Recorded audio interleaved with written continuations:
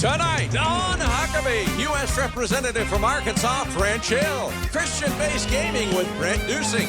Comedy that spins with Bob Cates. And Bluegrass Supergroup Woodbox Heroes.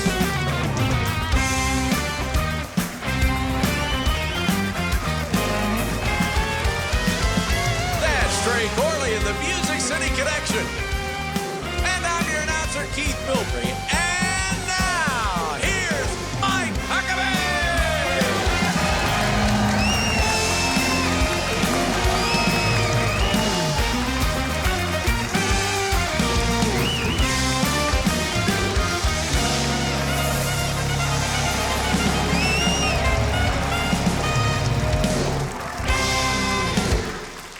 Thank you very much. We got a great studio audience, and we're thrilled that you're joining us by way of television. Now, I have to tell you that it was as predictable as my dogs barking at a deer in my yard, just as under oath testimony from a former business associate of the Biden family revealed that President Biden has repeatedly lied and was most certainly aware and engaged in his son's business dealings with corrupt Ukrainians and communist Chinese partners. The Biden Justice Department rolls out another indictment of, wait for it, Donald Trump. Yeah. It's not even surprising anymore when there is substantive news to unveil yet another credible pile of evidence that the current president is utterly compromised by having peddled influence while he was sitting vice president and making tens of millions of dollars in what appears to be blatant bribes. Biden's gang of government goons files new criminal charges against Joe Biden's most formidable opponent in the 2024 election, Donald Trump. This is the kind of abuse of government power that we are used to seeing in third world banana republics and dictatorships, but not in the United States. And this latest round of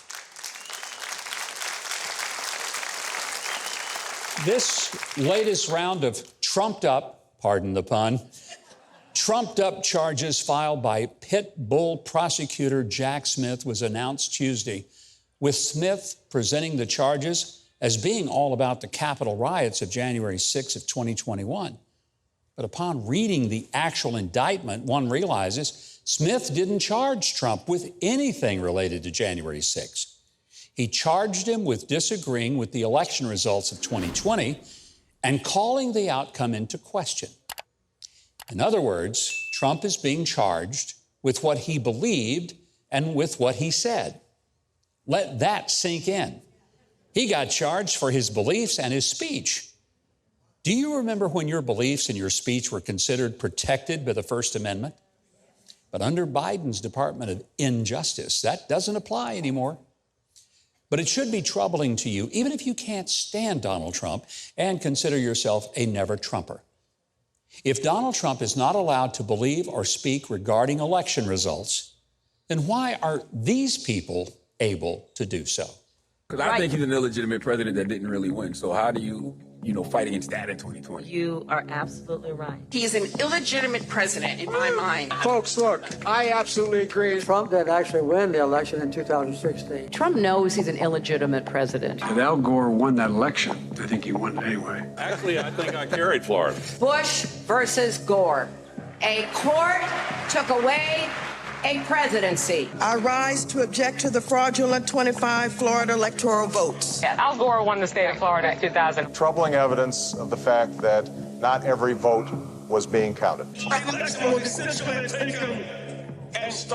There are still legitimate concerns over the integrity of our elections. The election was not fair. The process was not fair. They have been deprived of the votes they otherwise would have gotten. Oh, you see all that? So, will the Biden prosecutors indict those guys? You know the answer. But what about the other Republican candidates that say Trump should drop out of the race due to the indictments and prosecutions? Seriously? Folks, if Donald Trump surrenders to the mush-minded media mob and the weaponized Federal Bureau of the deep state over what he believes and what he said, then are you going to be okay when your pastor is arrested for believing and saying that the Bible teaches that male and female are the genders God created? Or will you be okay when your child's teacher in a Christian school affirms that marriage is between a man and a woman? Or when a Jewish rabbi is arrested for saying that the Holocaust was real and that the congressional squad of Jew-hating Democrats are anti-Semitic? Are you going to be okay if your pro-life daughter is arrested for wearing a T-shirt with a picture of a baby in the womb that says it's a child, not a choice? I'm not asking you to love Donald Trump or what he says or does. I'm asking you to love your country and your Constitution that guarantees you the right to believe, worship, speak, assemble, and protest your government without having to be afraid of being criminally charged. Our founders created a government that was supposed to be afraid of its citizens, not the other way around, and a government that gave rights to the people. The Bill of Rights restricted the power of the government and empowered the people. We've got a government that wants the rest of us to be afraid of them and who will abuse their loaned authority to crush the people who, under the law, hold the ultimate power. Trump isn't perfect, for sure, but the more Joe Biden abuses his power to destroy Trump, the more adamant I will be to support Trump, because it's no longer about Donald Trump's right to believe and speak. It's about my right to think and speak, and it's about yours.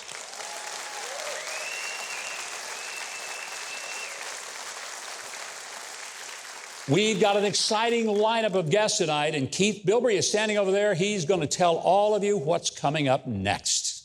Well, stay right there. U.S. Representative French Hill is here to discuss the Biden crime family. Then later, the wonderful bluegrass sounds of Woodbox Heroes. That's all tonight on Huckabee.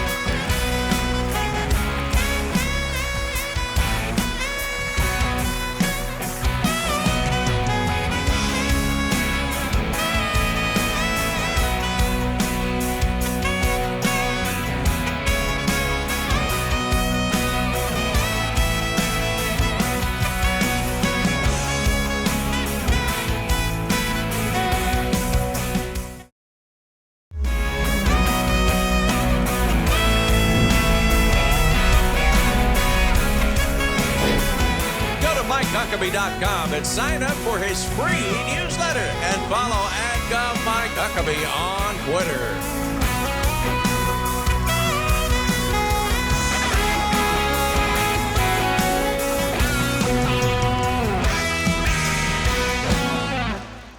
I don't know if you recognize the tune that Trey and the band were playing, but it's Jason Aldean's song called Try That in a Small Town, which happens to be the #1 song in the world right now. French Hill represents Arkansas's 2nd District in Congress. He also serves as vice chairman of the House Financial Services Committee. He says that President Joe Biden's got a spending addiction. Yeah, but we're the ones who get stuck with a bill. I want you to welcome back to our show from the great state of Arkansas, my home state, and my very good friend, Congressman French Hill. Thanks, Mike. Welcome back. You bet. Good to have you, man. You bet. What a week. You know, one day you have Devin Archer, former business partner of Hunter Biden, and he testifies in closed-door hearing. And then suddenly the next day we get an announcement that Trump's going to get indicted for the 3rd time. I mean, this just keeps adding up. It's amazing. What I loved about the Archer testimony was that Joe Biden doesn't know anything about Hunter Biden's business dealing, that they only talked about the weather. So I think weather must mean money.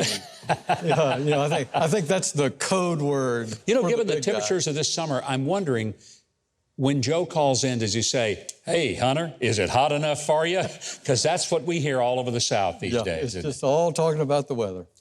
Are there Democrats who truly believe that there's nothing there? Or do they deep down know, and they're just trying to defend the indefensible? I'm just amazed that some of them will go to the microphones, as Goldman did this week, and actually say, yeah, they talked about the weather.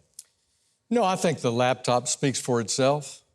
I think if the American people in 2020 and the 2020 election had that data out, thoroughly vetted, despite Tucker Carlson's very good, interview prior to the election, it would have been a lot more informative. So the point is, Democrats know the laptop is real. They know the evidence on the laptop is incriminating, and so this is all spin on their part. And so the question is, can the House Oversight Committee, led by Jamie Comer of Kentucky, connect these dots and find that the big guy was absolutely involved in Hunter Biden's business dealings and taking advantage of selling the brand, as we heard this week? You know, a lot of people want Speaker McCarthy to push forward and immediately go into impeachment, and I've urged, don't do it. Don't be in a rush, because if it happens in a hurry, it dies in the Senate, and the whole thing is going to be said, it was nothing there. Right.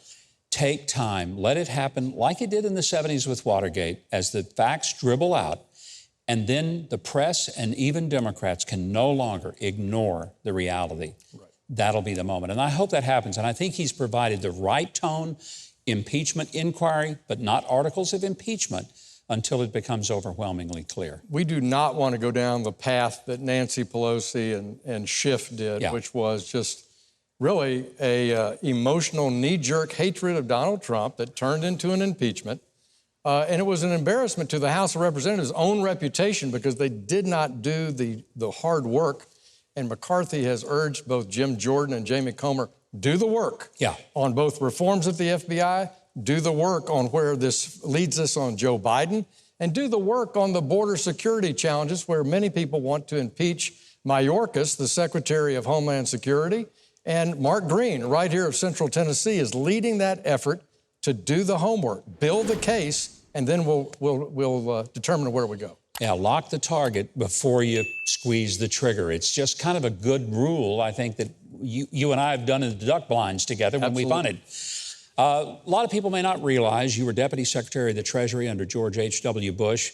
You came back to Arkansas. You started a very successful bank and built it up, ended up selling it and running for Congress, which I thought you'd lost your mind when you decided to do that. But because of the extensive financial background that you have, I want you to speak to what happened this week. Fitch downgraded the United States credit rating from AAA to AA+. A lot of Americans probably yawned and said, no big deal. First time that's happened since 1994. Does it matter, and why? I think the downgrade by Fitch of the U.S. Treasury securities is a wake-up call to the executive branch, the legislative branch, but more importantly, to the American citizens. Because we're running $1.5 trillion deficits projected under Joe Biden for the next 10 years. And this is after Speaker McCarthy and House Republicans have flattened out spending and cut $2 trillion. And that's what's adding to our national debt. And two key points. We'll be pushing around 14% of the budget just being spent on interest. And interest will become the second largest category of spending in 2024 to our defense budget. So you're crowding out the priorities of the American people when you run these deficits. Do you think we'll ever get to a point where we'll see a balanced budget amendment to the Constitution? It's something I would love to see personally. Every state has to balance their budget. Federal government doesn't have to, and therefore they don't. Well, we have two versions of it, and in 2018, then Majority Leader Kevin McCarthy put them both on the floor for a vote. That's the last time the House voted on a balanced budget amendment. I've endorsed it. I'm for it. I voted for it then. I'd vote for it again. And it's something that we should do because it forces the debate. It forces that debate. I want to see who wants to vote no on that and ask them why. Because if we keep paying that much for interest, it means people won't have money for not only the defense of our country, but Social Security, for Medicare, the things that a lot of people have waited their whole lives to get in the preparation for. No highways will be built. It's going to be disastrous if every dime ends up going just to pay for the money that has already been spent a decade before. And that's what people don't understand. And it's accelerated because when you're big and you have interest earning on it and interest rates are higher, it's having a bigger impact than it did during the Reagan years, for example, just 40 years ago. And so I see it as getting worse. And under Joe Biden, and this will shock people in this audience and those watching, we're spending $2 trillion more per year in 2023 than we were in 2019 on top of our federal budget, meaning he has authorized that much more new spending in just 2 years in office that on an annualized basis, we were spending $4.5 trillion in 2019 for everything, defense, Social Security, Medicare, Medicaid. Now it's $6 trillion. And you don't think we have a spending addiction? That's why Joe Biden is an economic illiterate. Bidenomics is a joke. I was going to ask you to speak to Bidenomics because he's out there selling it as the greatest thing that's ever happened. Yeah. I don't see that you're a big fan of Bidenomics. No, I mean, what comes after that is a banner that says mission accomplished. I mean, let's wreck the whole economy. Yeah. We have a 40-year high in inflation. He's using mandates to make us not energy independent. He's using cost and skewing things through industrial policy, like saying you have to make solar panels, and they raise the cost. Everybody in America has to buy an electric vehicle, whether they want to or not. These are the kinds of industrial policy mandates that misallocate resources, which drives up the budget deficit. And if that's Bidenomics, count me out. Yeah, and, if we got to bake our biscuits in a non-gas stove, and, we can't drive a gas car, and we can't change a light bulb into something that the government doesn't approve. I mean, pretty soon, the government has raised our costs, but they haven't raised our paychecks. Heck no. And the great thing is about the gas stove deal, I love that, because every little boutique, little restaurant in every little Democratic blue district, there's no chef in their districts that's going to cook on an electric stove. No. So there's no way. I promise you that's not the case. All the restaurants will now be serving microwaved corn dogs. That's what we're going to have forever. Congressman, it's always great having you here. With you, Mike. Thank you very, very much. Right now, Keith Bilbrey is going to tell us what we've got lined up coming up on the show. Well, after the break, Bob Cates has a special act that will leave you spinning. Don't go away.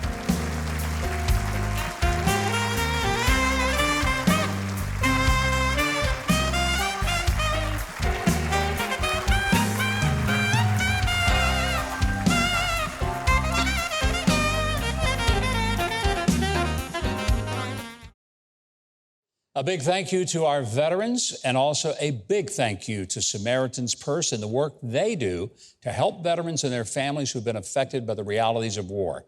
Through the gospel and love of Christ, this work wouldn't be possible without your generous gifts and prayers. Now, if you've not done it already, consider giving today to the great work of Samaritan's Purse and be a part of the change.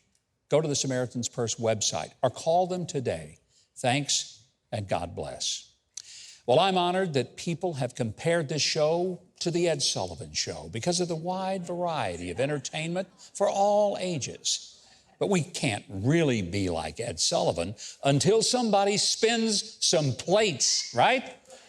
Well, tonight is the night, because for over 25 years, Bob and Jane Cates have delighted audiences worldwide with their clean comedy and amazing skills that earned them the Best Variety Act at the Canadian Comedy Awards. I want you to give a big hand to Bob and Jane Cates. Thank you. Please, sit down. Sit. Well, it's true, ladies and gentlemen. My name's Bob. I'm here tonight for your entertainment pleasure all the way from that faraway magical land called Canada. Now, we have a secret motto in Canada I'm going to share with you right now. It goes like this: we're number one at being just north of the USA. We cast a big shadow. But I can be very thankful because I've actually made a living full-time in entertainment for about 28 years performing the Comedy in Motion show. So, who's heard of me before? Canadian show business. Better than the Witness Protection Program.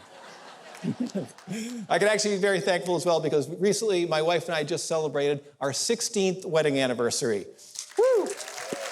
So it took a long time for the Lord to bring the right person into both of our lives because we got married when we were in our mid-30s after a long search all across the internet. So, to get ourselves into the spirit of things, though, tonight for plate spinning, I guess I better put on my 1959 Ed Sullivan lounge jacket. If you guys are ready to go, say yes. Let's do it. Here we go. Woo. Now we're going to use some real plates, and Governor, would you please inspect this? That's good enough, thank you. All right. It should be obvious when you hear it. Now, the reason we have numbers here is so that you can help me.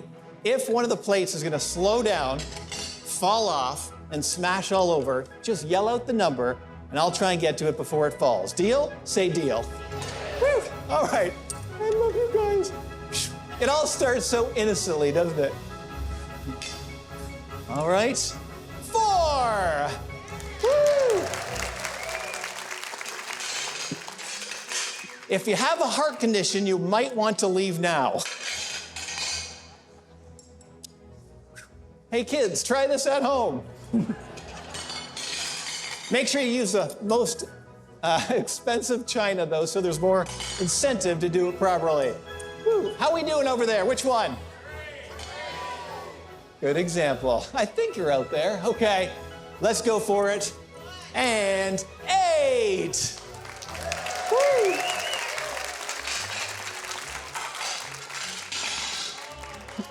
Which one? Okay. All right. Good.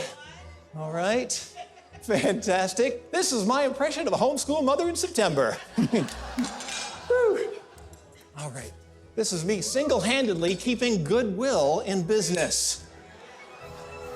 Right. Good. All right. Which one? Good. I think I can make it. Woo! Hold on. Need a minute for a little drink here of my special water, which will help spin things right. Which one? Oh, okay. Woo! Oh, man. Isn't it amazing what you can do with a Bachelor of Commerce degree nowadays? All right. Trey, one for you. Ah! How we doing? What? Oh, man. Jane, I think they want to see them smash. Woo. Okay.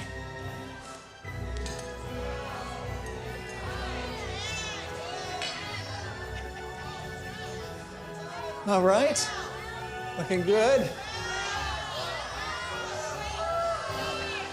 Don't worry, when they smash, the plates never pass the 3rd row. There it is! Woo.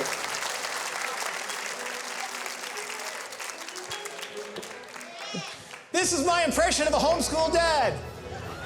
You're doing great, hon. Keep up the good work. I don't think I should be here right now. Oh no, he brought another one. Hold on a second. I can do this. Woo, which one? Okay. 2. 6. All right. Woo. Okay.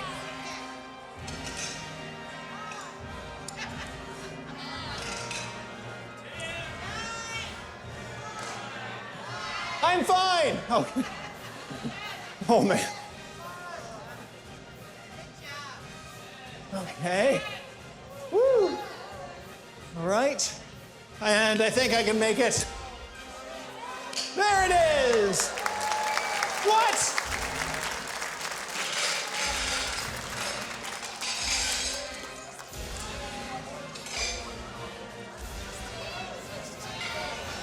What?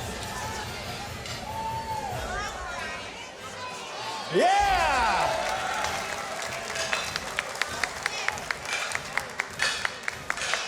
Help me out here.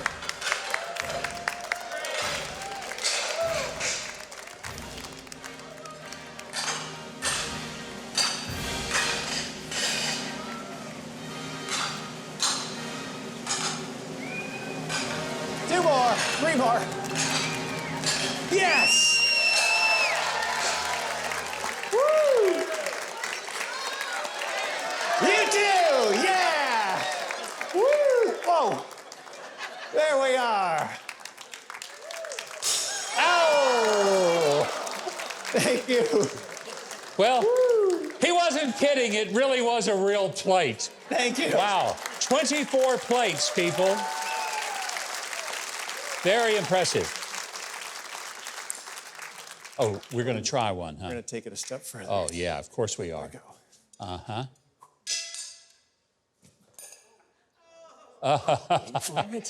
Whoa. I would spin that right over Trey's head.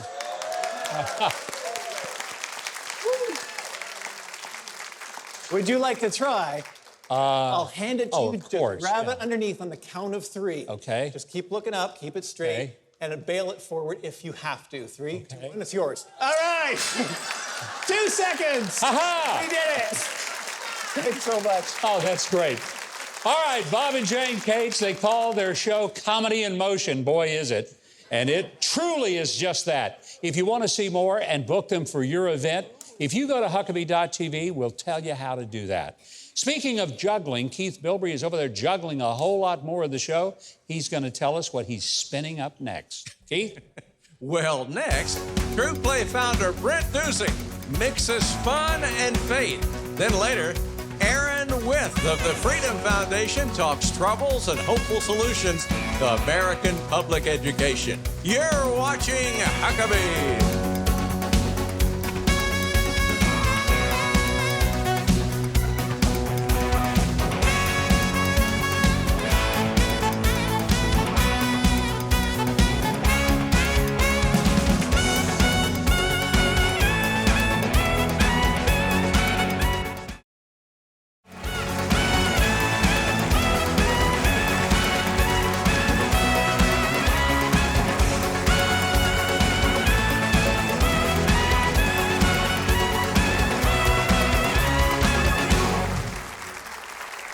Well, welcome back. Hey, Trey, when he threw the plate at you, did you think it was real? Did you? Unfortunately, yes. You did? I did my very best to get him to throw a real plate just to see what you would do. Well, I need a new set of underwear, so. Yeah, there you go. Great. That may be a little more information than we needed. This'll never or wanted, but thanks for sharing it. That was pretty cool, though, you got to admit. Oh, it was very cool, yeah. But it did scare me to death. So. And you know what else is cool? The phenomenal music that we have every week from Trey Corley and the Music City Connection. Thank you. That's really cool. Well, our next guest is a pioneer in what might be considered an unlikely place in the field of Christian video games. Yeah, who knew there was even such a thing? Imagine video games that combine high-quality graphics, family fun, and teaching the Word of God. The world needs a whole lot more of that, and his company, TruPlay, is giving it to us. Please welcome a very innovative, wonderful guy, Brent Dusing. Brent, good to have you here. Good to be with you, Thank you. Thank you. You know, I'm too old to have grown up in the gaming world. That just wasn't my world. But it is such a huge obsession, especially with young men. And when I heard about what you were doing, I thought, that's the best, coolest thing I've seen somebody invent for young guys that is coming along in a long time. Where'd the idea come from? Really appreciate that. You know, at TruPlay, my team and I are all professionals from tech and the gaming industry, but we're all parents too. And we were all really concerned about kids. Anxiety, suicide, depression rates are all-time highs for kids in our country. The average male is exposed to pornography when he's 11. Only 32% of kids in America believe in God. Can you believe that? 32%? 32%. Wow. Why is that? They're on screens 52 and a half hours a week. They're at church maybe 30 minutes a week. Maybe. So when they're on screens, they're getting a lot of toxic content, unfortunately. Yeah. So what we wanted to do was let's build a platform that's not only fun and awesome and beautiful, but that contains God's truth woven throughout the fabric of everything that we do. What I think is so extraordinary about that is that a lot of the video games are really violent. Yeah. They're just filling kids with vicious material that nobody wants for their 12-year-old kid. Yeah.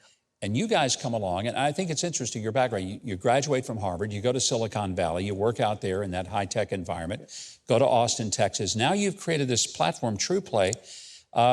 What's the response like? Are people saying, I want my kids to have that? It's been awesome. I mean, we just released it. It's now on iOS, and we just released Android last week.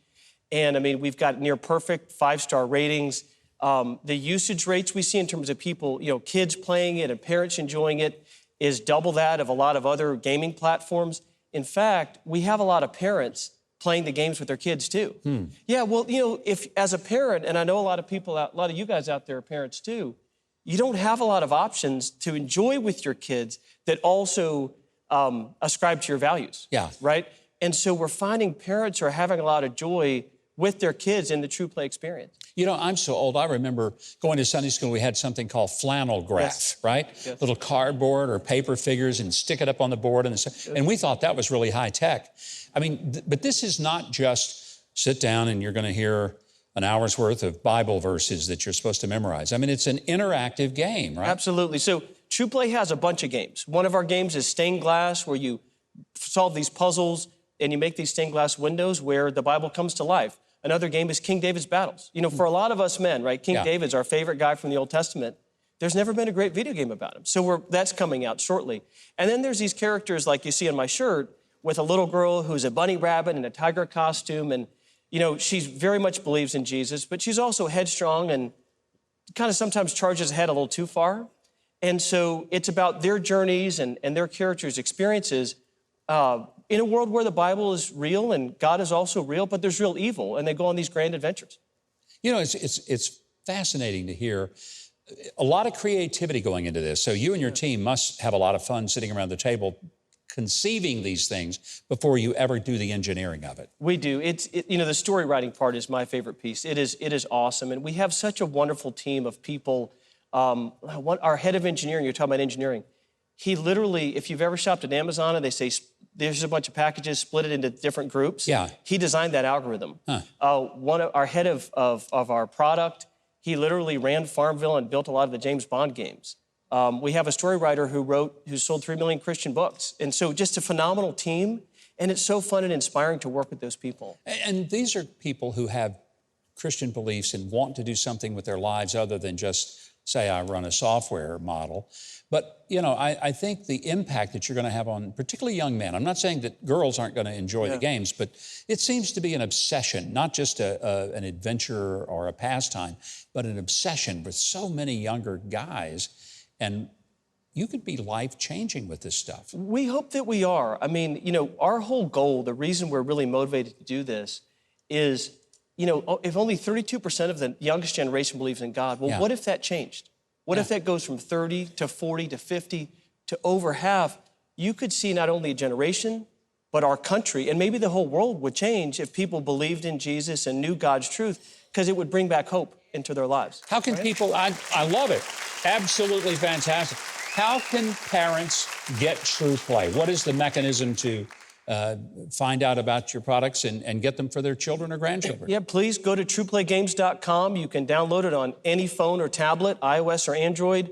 Subscribe. We've got family plans, and Christians tend to have a lot of kids, so we got accounts for each one of your kids. You don't have to pay twice. There's a lot of different ways you can support what we're doing. We're just getting started, and we need people to join the movement. This is a movement to stand up for our kids and the youngest generation, and there's a lot of people jumping on board. It's exciting. Fantastic what you're doing, Brent. Thank you very much. And if you want to download the TruPlay app, you can do it for free and check it out for yourself. If you go to Huckabee.tv, we have a link to TruPlay so that you can get right to it and get started. Speaking of games, Keith Bilbrey, he's got a game. It's lining up great guests for the rest of the show. He's about to tell us what we have coming up.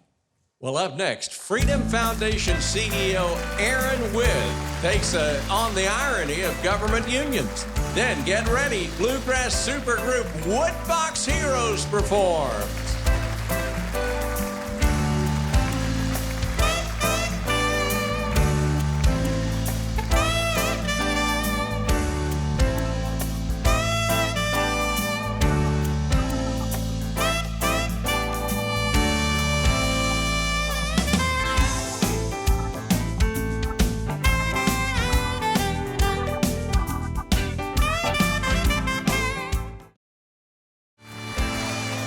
Huckabee.tv and get your very own made in the USA Huckabee mugs, t-shirts, and more.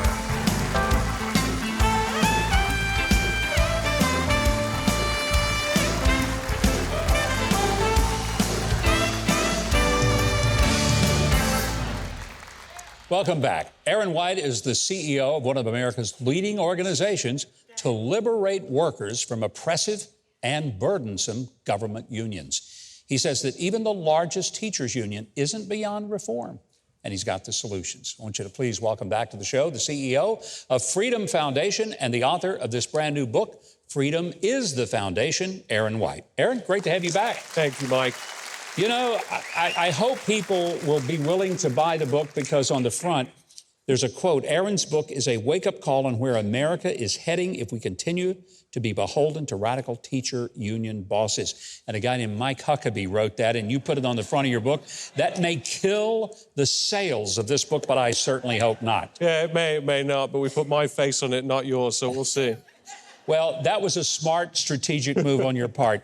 I've been to the Pacific Northwest for your organization on a couple of occasions. I've been very impressed with what you guys do because it's not an anti-union movement. It's about saying to people who are forced into government unions, and that's the key, government unions, you don't have to do that.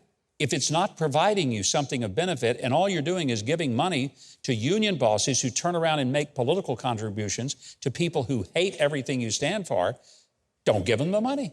That's right. Government unions, for the course of decades, they've grown into these massive political entities. And the problem with a government union is that they're taking money from public employees, about $1,100 a year, and they're giving it to radical left-wing politicians that go into office, raise taxes on you and me and everybody sat here, to then go and grow the size of government so that they can get more union dues. I mean, you look at Joe Biden sat in the White House today. He took $76 million in campaign donations from these government unions. He's not beholden to the people anymore. He's beholden to the teachers' unions and the people that put him there. And we at the Freedom Foundation, we believe that it's time to put the power back in the hands of the people and out of the hands of a few radical union bosses. Well, and I think we all would say, bravo, bravo, it's about time. I know that the critics say, oh, you just don't like public education. What they may not know is your wife is a public school teacher. Yeah, that's right. Aubrey, she taught in public schools for a few years. We just had a baby girl, so she no longer does, at least for now. But yeah, I mean, she was a public school teacher, and she'd come home every day, work really hard for a paycheck, and, she teaches the kids. And what she wanted to, when she went to college, she went there to become a teacher and then teach kids reading, writing, math. She did not go there to teach critical race theory. She did not go into public schools to teach sex ed to second graders. That's the problem with the teachers' unions, is they've become so big and powerful, their agenda it knows no bounds anymore. I mean, you look at the sex ed just being one of them. The American Federation of Teachers, they just had their big teachers conference a couple weeks ago. The first thing on the agenda there was, here's how we help students, quote, transition in and out of the classrooms. It's crazy what these teachers' unions are doing, but most teachers don't agree with it. That's why more teachers are leaving the unions in the past couple of years than ever before. So teachers do have an option, and that's one of the things the Freedom Foundation is helping teachers to understand. You're not forced. They tell you that, oh, you have to join.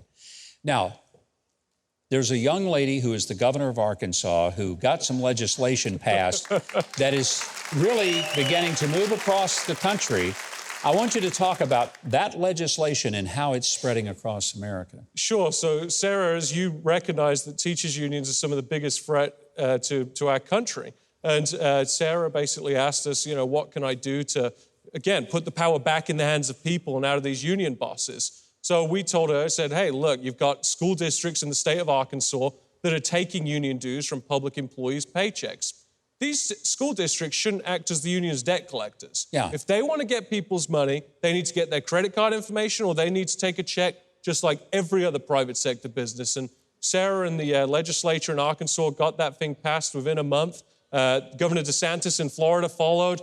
Tennessee followed shortly after that, and Kentucky. I mean, we're making it so that these public employees are actually having to affirmatively give these unions their dollars rather than just have it taken from their paychecks. And I think the brilliance of that is if a person says, look, I want to be a part of the teachers union, I want my money to go to these politicians and the political campaigns on the left, well, you have the right to do that.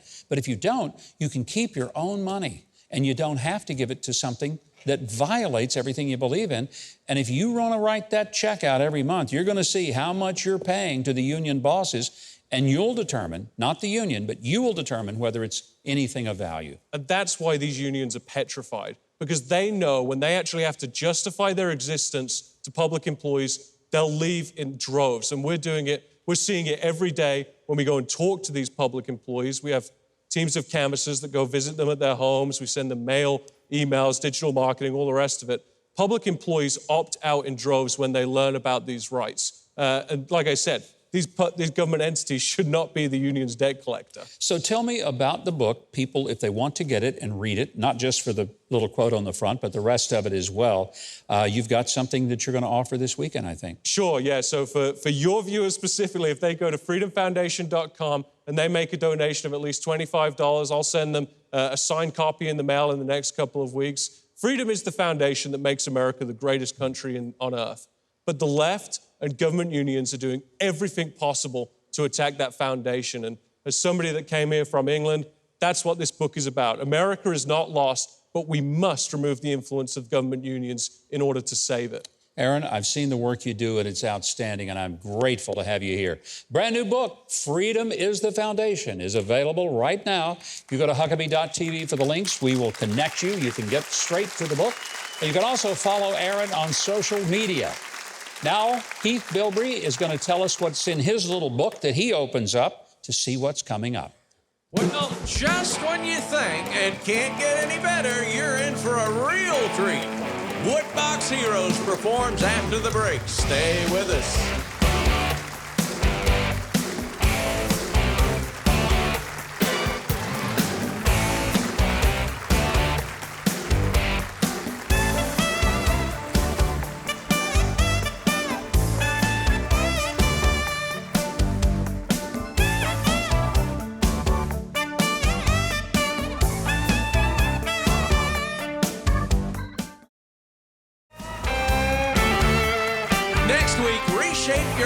With the wisdom of Allie Landry and the outspoken country sensation, Alexis Wilkins wants her country back.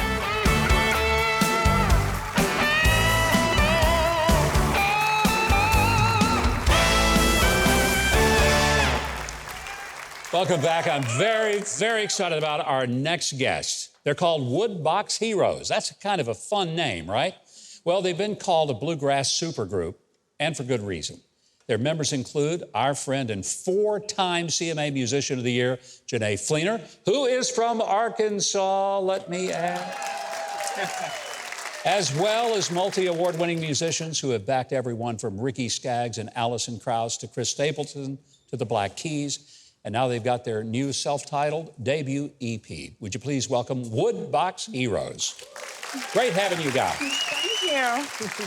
First of all, the concept of some of you guys, some of the top session musicians in Nashville that play on everybody's stuff, tour with everybody. If we started listing all the artists that you've played for, toured with, we'd be here all night. So at what point did the five of you get together and say, let's form a band? I'll let you tell this story. Well, see, I'd been in Nashville for some years, Mike, and I'd actually been touring around with some songs that I'd written as I used to work for Sony ATV as a staff writer. And I made a record in 2019 and was getting ready to go out and work this circuit of dates that I had. And I wanted to play bluegrass, you know, instead of country. And I knew exactly who I was going to call. It was going to be my buddies here. And then, you know, later down the road, we was really toying with the idea of it becoming a band. And not even realizing, but Janae had recommended Barry to come on board. And Barry's like the glue to everything. So it started clicking really fast, and Janae told me she thought it was a band, and I wasn't going to argue too much with her. So Barry, what does it feel like to be the glue? I mean, I'm curious to know. That's a pretty big compliment, man. Yeah, I mean, it's easy to do with these guys. They make my job super easy. That's it? That's all the glue does? That's all it does. I've made a career out of writing I was expecting something very complicated, Barry. I'm a bass player. I can't do anything complicated. That really hurt. That really did. But, Janae, you know we love you. You've been with us so many times. record-setting CMA Musician of the Year. I mean, this has got to be fun, though, to play with musicians at the highest level of Nashville, which is the highest level of music. Yeah, this is always a dream of mine, to be a part of a group like this. And I just, you know, I've been so busy doing all the things I do. And last year, I just heard, I think the Holy Spirit telling me, this is it. That's that band that you thought about. And so, yeah, it's happening, and I could not be more thrilled. Now, you guys do bluegrass, but you really kind of have an eclectic sound with bringing in sounds of rock and all sorts of stuff. So, I mean, do you just go to the studio and say, let's have some fun? What do you do? Yeah? For the most part, yeah. Pretty much. I think that's one of the things that is so infectious to me, both internally and externally about this band, is that we are having fun. You know, we've all been in so many situations where it's like work, and up to a point it should be, but, you know, it's like Jack Clement said, if we're in the fun business, so if you're not having fun, you're doing it wrong. Yeah. And that's what I think is going on here. I think you guys are about to treat us to some fun, because we're going to turn you loose on the stage and have you do some serious music. And so while the band gets ready to perform, we're going to turn it over to Keith Bilbrey. He will tell us how you can hear more of Woodbox Heroes. I'm confident that after you hear them, you're definitely going to want a whole lot more of them. Keith? Well, to get your copy of the EP Woodbox Heroes, and for tour dates, social media links, and to watch an exclusive performance of this train, go to Huckabee.tv. Now, performing their single, Made Up My Mind, here's Woodbox Heroes!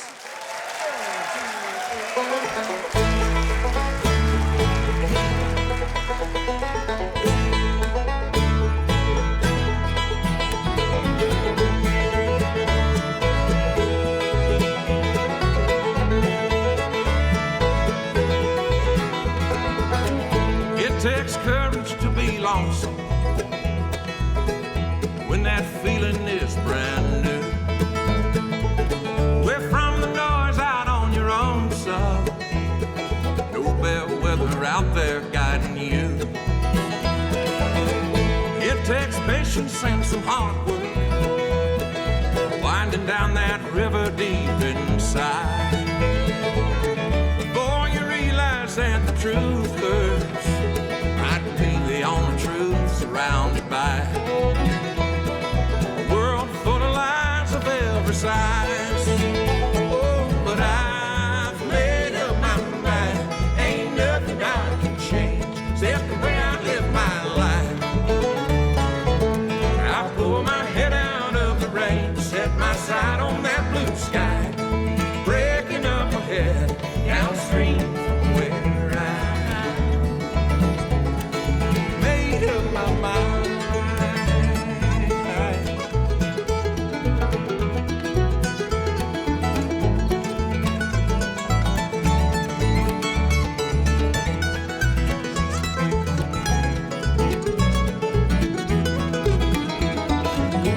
Bookshelves loaded down with big words, diluting claims on every line.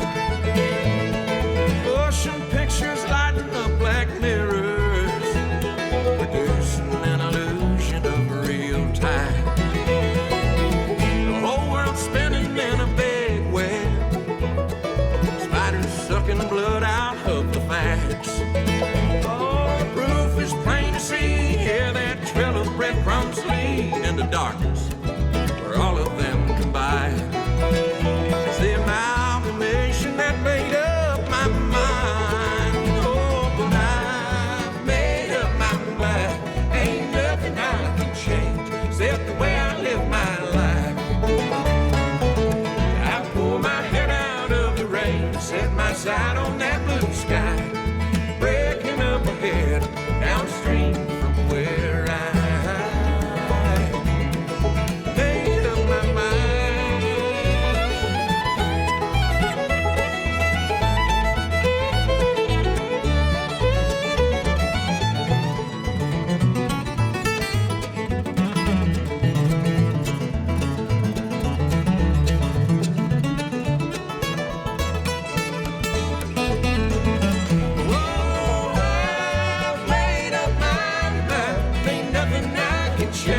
set the